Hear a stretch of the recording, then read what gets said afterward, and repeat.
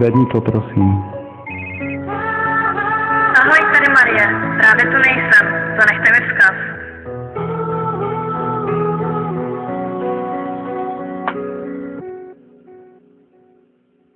Už chápu, že vše jednou úplně zmizí a lidi, co se milovali, si budou úplně cizí. Vše se změnilo během posledních pár dnů a já už začínal chápat, že už nejsem tvůj. Jen ty, jen já, všechno jen o nás, ale láska je nudy zradná. Však to znáš, ale mám v hlavě tvou andělskou tvář. Už nic o tobě nevím, ani jak se máš. Ztracená duše, zlomené srdce, vše co mám. Chci vrátit čas, kdy jsi byla jenom má. Jen ty, jen já, prej spolu navždy věřil jsem, jenže na tom nebylo ani zrnko pravdy. Nevím, jestli jsi jenom se mnou tak hrála, ale určitě nebyla pravda to, že si mě milovala. Sam nevím, čemu už mám fakt věřit, jediné co chci, tenhle smutek v klidu přežít. Jen jsem se snažil tě udělat šťastnou, jenže ty si to ukončila a tak všechny plány hasnou. Já fakt už nevím, jak si mám pomoct, chtěl bych, jenže vážně neznám žádnou možnost. Mnoho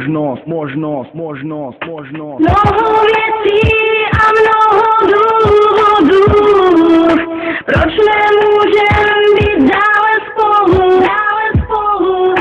že se mění a za to nemohu, mé srdce patří někomu jinému. Skončit tu bolest, chci skončit ten smutek, jenže to nejde, vidím tě úplně všude. Zavírám oči a v nich vidím tebe, vždycky mě okouzlíš tvým jediným pohledem. Nevím jak, nevím proč, já stále miluju tě, jenže už vím, že to nejde, je to složité. Já chci tě, ale ty bohužel nechceš mě, nechci to pochopit, ale ty pochop prosím mě.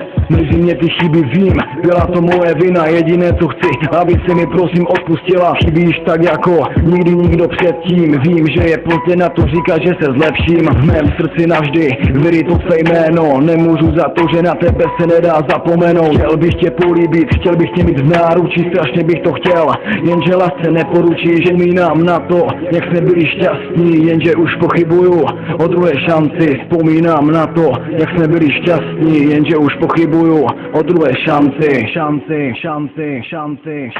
Mnoho věcí a mnoho důvodů,